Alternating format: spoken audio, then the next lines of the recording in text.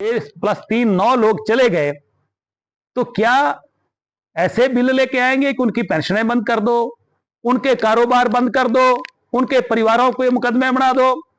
देवेंद्र भुट्टो के बेटे के ऊपर कितने मुकदमे बन गए, मेरे परिवार पर मुकदमे बना दिए, झगड़ा किसी के साथ, और सरकार बीच में जो है कूद के उन मुकदमों को ऐसा करना चाहती है कि भाई इन लोगों को कि किस तरीके से फंसाओ। आशीष शर्मा को देख लो, सुधीर को देख लो, है कौन व्यक्ति, केएल ठाकुर को देख लो, उसके क्रशर कुछ सब बंद कर दिए। ये बदलाव की भावना से, देश की भावना से मुझे लगता है कि प्रदेश की सरकार जो है ये पूरी देश से काम कर रही है, बदले सी कर रही है। हिमाचल प्रदेश में ऐसा रीति रिवाज नहीं था और ये रीति रिवाज इस सरकार ने शुरू किया है। आज हिमाचल प्रदेश की जनता सब देख रही है और मुझे लगता है कि वीरभद्र जी का जो 62 साल का तजर्बा था, उन्होंने जो कहा था कि ऐसे व्यक्ति को कभी मौका मिलेगा, मैं नहीं कह रहा हूं, राजा वीरभद्र कह गए कि ऐसे व्यक्ति को मौका मिलेगा तो ये प्रदेश को तबाह कर देंगे। आज प्रदेश की तबाही का मंजर जो है वो प्रदेश की जनता देख रही है। यही कारण था कि हमने 1.5 साल पहले इनसे किनारा किया, क्योंकि हम उस प्रदेश को जो तबाह करने वाले लोग हैं उनका हिस्सा नहीं बनना चाहते थे। उनके इस तबाही करने में हम अपनी कोई जो है वो हिस्सेदारी अपनी नहीं रखना चाहते थे। आज प्रदेश की जनता, आज हम लोगों को भी पूछती आने वाले कल में कि भाई आप लोग भी तो इसके हिस्सेदार थे। और जिस तरीके से प्रदेश की पुलिस को आगे करके प्रदेश की सरकार प्रदेश के चुने हुए लोगों पर, यार पॉलिटिकल लोगों पर या पत्रकारों पर मुकदमे बना के उनको डराने का, धमकाने का काम कर रही है, ये रीति, ये रिवाज आने वाले समय के लिए कोई अच्छा नतीजा देने वाले नहीं है। इसलिए आज आशीष के ऊपर जो स्टोन क्रशर पर खड़े, स्टोन क्रशर के ऊपर जो रेड हुई है, उसकी वजह जो हिमाचल प्रदेश के अफसरशाही से मिली है कि अगर आशीष शर्मा ने सरकार के भ्रष्टाचार को लेकर विधानसभा में प्रश्न किए हैं तो यही वही कारण है कि इनके ऊपर काउंटर जो है वो जो हमला किया जाए। देश में 62 वर्षों तक राजा वीरभद्र सिंह लगातार सक्रिय राजनीति में रहे, 6 बार मुख्यमंत्री रहे, केंद्र में भी मंत्री रहे।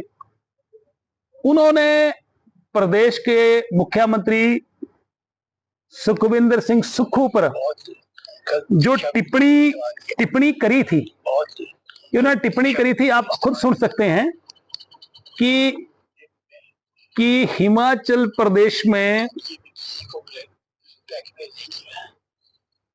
अगर ब्लैकमेल है 7 साल पहले तो मैं सिर्फ ये कह रहा हूं कि ये मैं नहीं कह रहा हूं कि उस समय के मुख्यमंत्री रहे, उस समय उन्होंने टिप्पणी करी थी कि हिमाचल प्रदेश का सबसे बड़ा ब्लैकमेलर कोई है तो सुखविंदर सिंह सुक्खू है। मैं नहीं कह रहा हूं कि राजा वीरभद्र जी ने टिप्पणी करी थी। आज हिमाचल प्रदेश की जनता क्या महसूस कर रही है, क्या एहसास कर रही है, उन्होंने यह भी कहा था कि इस व्यक्ति को कभी मौका मिलेगा नहीं, अगर कभी मौका मिल गया तो हिमाचल प्रदेश का बेड़ा गर्क हो जाएगा। आज आप देखिए कि 1971 में हिमाचल प्रदेश को पूर्ण राज्य का दर्जा मिला और 2022 तक 51 वर्षों में हिमाचल प्रदेश सरकार पर 65,000 करोड़ कर्जा, समय समय पर जो लगभग 12 सरकारें हिमाचल प्रदेश में रही, उन सरकारों ने 65,000 करोड़ कर्जा हिमाचल प्रदेश को विकसित करने के लिए विकास की दृष्टि से लिया। ये जो नए मुख्यमंत्री आए हैं, हम इनको बधाई देते हैं कि इन्होंने जो कीर्तिमान स्थापित किया है कि इन्होंने 2.5 वर्षों में 40,000 करोड़ कर्जा ले लिया। प्रदेश की जनता पूछ रही है कि भाई ये जो 40,000 करोड़ कर्जा आपने 2.5 वर्षों में ले लिया, ये गया कहां? पहली बार इतिहास में इस प्रदेश में ट्रेजरी जो है उनको ताले लग गए, 10,000 से ऊपर कोई पेमेंट नहीं हुई। और दूसरा, आप देखिए कि आज हिमाचल प्रदेश के कर्मचारियों को उनके मिलने वाले हक नहीं मिल रहे हैं। पूर्व कर्मचारी उनको समय पर पेंशन नहीं मिल रही है। प्रदेश का जो पूर्व कर्मचारी हैं उनके मेडिकल बिल क्लियर नहीं हो रहे हैं। सारे के सारे लोग इन्होंने 99% लोग IRDP से काट दिए।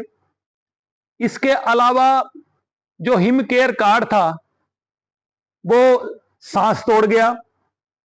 आप बताइए कि इनका वो हिसाब है कि आज प्रदेश की जनता, कोई भी मुख्यमंत्री रहा है, वो उससे मिलते थे। ये तब कहावत होगी, बोले भड़का हो रहा था रजाइया ताड़ी ने सौरन दे, लोगों से नहीं मिलते।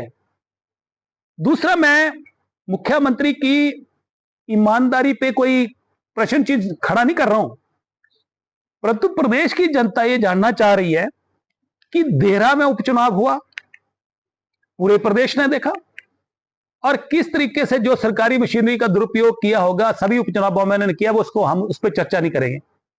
पर हिंदुस्तान के इतिहास में, हिमाचल प्रदेश के इतिहास में भी पहली दफा हुआ कि मुख्यमंत्री ने अपनी धर्मपत्नी को जिताने के लिए, ये जो कोऑपरेटिव कांगड़ा कोऑपरेटिव बैंक है, ये भी, इसके मिनिस्टर भी मुख्यमंत्री खुद हैं। इन्होंने 66 महिला मंडलों को, पहले तो जानकारी छुपाने की कोशिश करी इन्होंने, विधानसभा में जवाब नहीं दिया, अब जानकारी आ गई है कि 66 महिला मंडलों को लगभग 34 लाख रुपया, किसी को एक महिला मंडल को 1 लाख, बाकियों को 50-50 हजार। तो क्या मुख्यमंत्री आज तक इस बात का जवाब नहीं दे पा रहे हैं कि क्या मुख्यमंत्री, जिनके पास कोऑपरेटिव विभाग का बैंकिंग सिस्टम इनके पास है हिमाचल प्रदेश का, तो अपने ही विभाग के 34 लाख रुपया जो है कोड ऑफ कंडक्ट में अपनी धर्मपत्नी को जिताने के लिए महिला मंडलों में डिस्ट्रीब्यूट कर दिया। लोग हैं जिन्होंने IPH विभाग को, चाहे पानी के टैंक बनने थे, चाहे पानी की स्कीमें बननी थी, अपनी जमीन IPH विभाग को पब्लिक इंटरेस्ट में दी। परंतु ये तो ईमानदार मुख्यमंत्री हैं, इन्होंने 18 लाख रुपया 2 कनाल के लगभग जमीन जो नदी के किनारे थी उसकी भी कंपनसेशन ली है, क्योंकि ईमानदार आदमी है।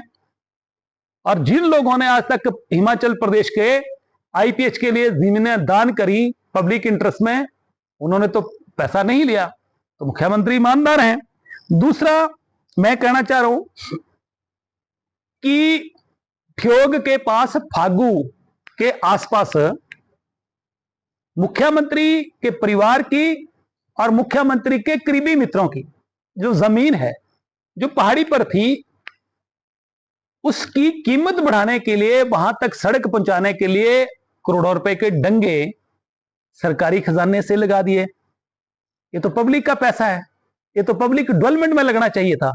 तो क्या मुख्यमंत्री ये बताएंगे कि ये ईमानदारी है कि बेईमानी है?